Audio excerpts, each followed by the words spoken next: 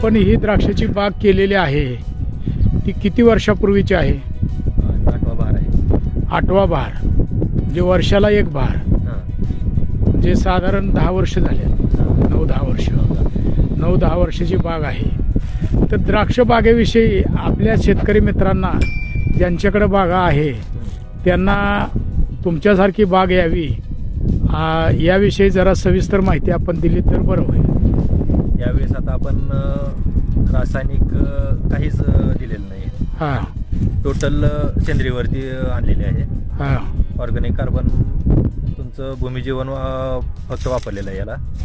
भूमिजीवन liquid आणि भूमिजीवन powder. हां, अच्छा, तेच फक्त वापरलेलं, बाकी काही वापरलं नाही रासायनिक. अच्छा. तुम्ही लावल्यापासून काय काय काळजी घेतली?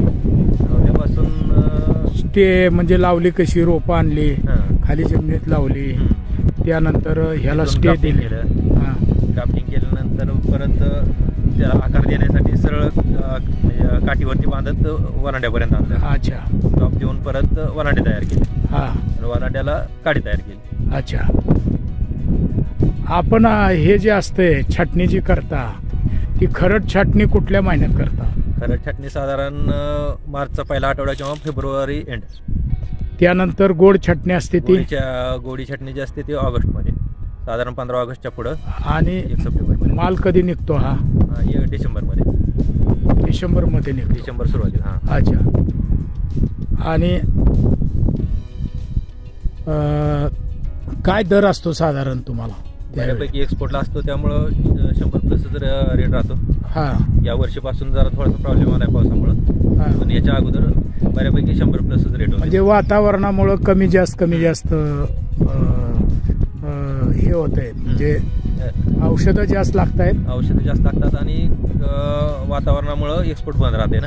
अच्छा, पाऊस पडला की. हां, द्राक्ष बाग तुम्हाला परवडते का? हो, परवडते.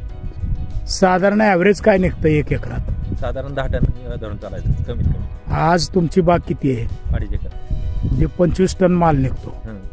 25 टनामध्ये 25 टन माल काढण्यासाठी 2.5 एकराचा खर्च काय येतो? साधारण 8 लाखापर्यंत जातो. 8 लाख. औषध मजुरी सगळी. औषधं मजुरी 8 लाख रुपये खर्च येतो. टोटल खर्च.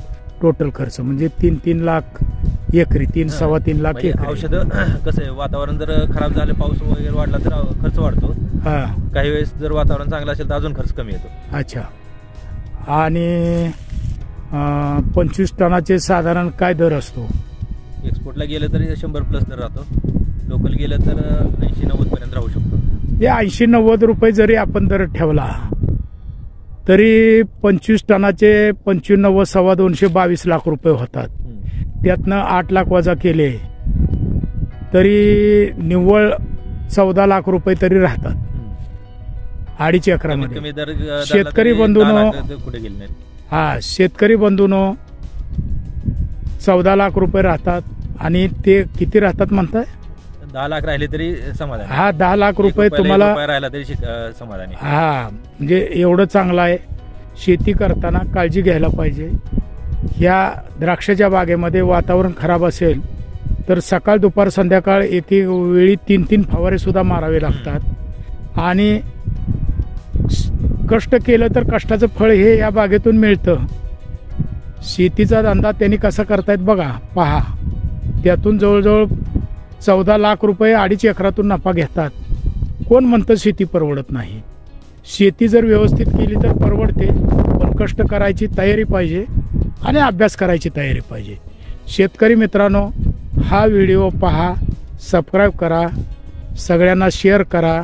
यूट्यूबवर व्हिडिओ आहेत अनेक, माझे व्हिडिओ द्राक्ष, डाळिंब, सीताफळ, पेरू, आणखी तुमचं पपई याच्यावर आहेत, ते पहा.